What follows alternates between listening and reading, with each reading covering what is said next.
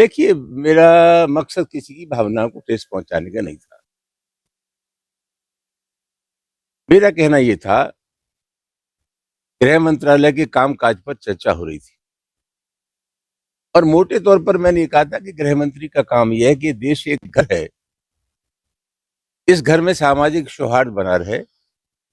हमारे देश में विभिन्न जातियों, धर्मों के लोग रहते हैं।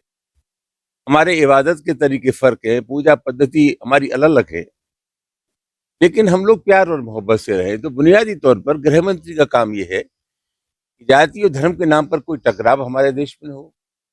हम प्यार और मोहब्बत से रहें। मुझे तकलीफ इस बात की थी कि अभी होली का त्योहार था।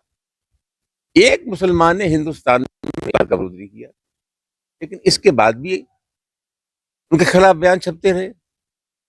एक बिहार के विधायक हैं, एक यूपी के विधायक हैं बीजेपी के, उन्होंने कहा था मुसलमानों को दिक्कत है तो अपना घर बंद कर लें। एक अलीगढ़ के जनप्रतिनिधि हैं, अलीगढ़ यूनिवर्सिटी में कभी भी होली मिलन का कार्यक्रम नहीं हुआ था।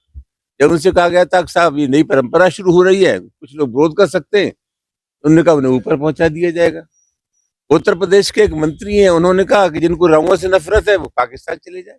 इस प्रकार की जो भाषा है, ये भाषा समाज को तोड़ती है।